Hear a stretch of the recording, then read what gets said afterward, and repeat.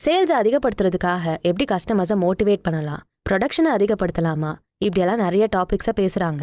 பேச்ச ஆரம்பிச்ச உடனேவே இந்த டீமை அப்போஸ் பண்ற டீம்ல இருந்து ஒருத்தர் வேகமா சேர்ல முன்னாடி வந்து உட்காந்து அவரோட ஒரு காலை இன்னொரு காலோட விரல்கள் மேல வச்சு ஆர்வத்தோட உட்கார்ந்துருக்காரு. நான் ரெடியா இருக்கேன், நீங்க சொல்லுங்கன்னு கேக்குற மாதிரி உட்கார்ந்துருக்காரு. ஆத்தரும் அவரை முழுசா கவனிக்க ஆரம்பிச்சாரு. அவரும் பேசினாரு. உடனே எல்லாரும் அவரை கவனிச்சாங்க. இது அவரை பாசிட்டிவா பாதிச்சுது. உடனே அவரும் டீமுக்கு சப்போர்ட் பண்ண ஆரம்பிச்சாரு. 2 டீமும் சேர்ந்து செயல்பட்டாதான் 2 பேருக்குமே பலன்னு அவரு புரிஞ்சுக்கிட்டாரு. அதனாலதான் அவர் முன் வந்து டீம்ல ரெடியா கலந்துகிட்டாரு. நமக்கு ஒருத்தர் நல்லா சப்போர்ட் பண்ணிருப்பாங்க, திடீர்னு ஏதாவது தப்பா இருக்கும். நார்மலா உங்களை பேர் சொல்லி கூப்பிட்டு இருந்தவங்க சார் மேம்னு வேற மாதிரி ஃபார்மலா கூப்பிட ஆரம்பிச்சிருப்பாங்க.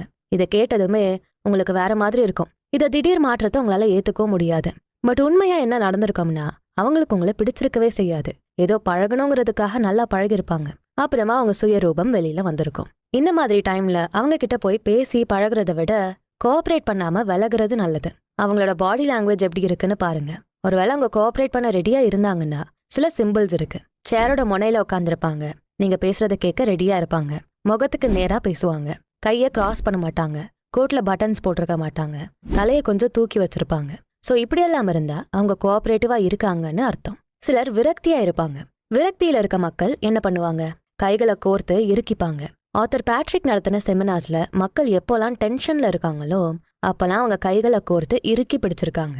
அப்புறமா அவங்க கிட்ட அவர் பேசினப்போ அவங்க பேசுற வார்த்தைகளுக்கும் அவங்க நடந்துக்கிற விதம், பாவனைகள், இது 2க்கும் வித்தியாசங்கள் இருந்தது.